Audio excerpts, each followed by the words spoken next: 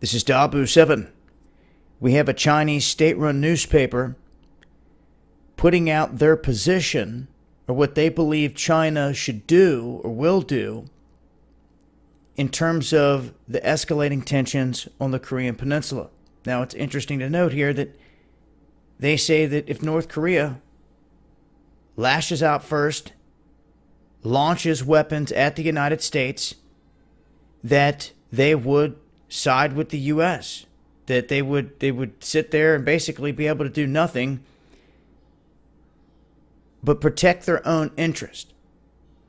And they hope for peace. But they go on to state that China should also make clear that if North Korea launches missiles that threaten U.S. soil first, and the U.S. retaliates, that China will stay neutral. They go on to say that if the U.S. and South Korea carry out strikes and try to overthrow the North Korean regime and change the political pattern of the Korean Peninsula, that China will prevent them from doing so. I want people to pay attention and see this clearly. If Kim Jong-un is removed, what happens next? People need to be asking the question, because what's going to happen is it's going to be chaos with refugees flooding into South Korea and China. China's prepared for this at this point. And they're kind of stating here that they're going to remain neutral if North Korea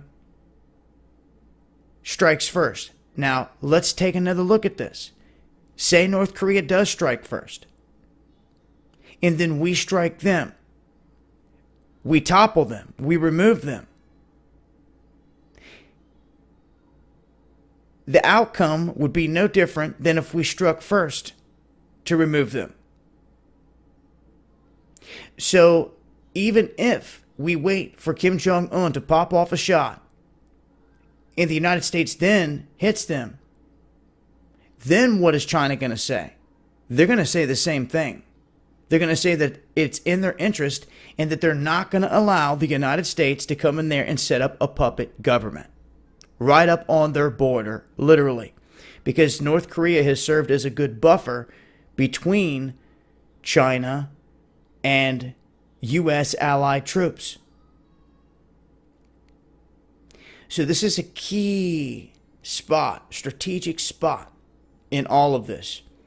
And to hear these statements being made that they will stop the U.S. if they try to strike first. So just remember, these are statements they're putting out if they try to pull off some kind of strike first, where China is positioning. And at the end of the day, no matter how it goes down, you are left when the smoke and dust settles with an area that is up for grabs. Now, what do you think will happen? Look what's happened in Ukraine, Libya, Afghanistan, Syria, all over the place. Do you think China's going to sit there and allow that to happen? Really?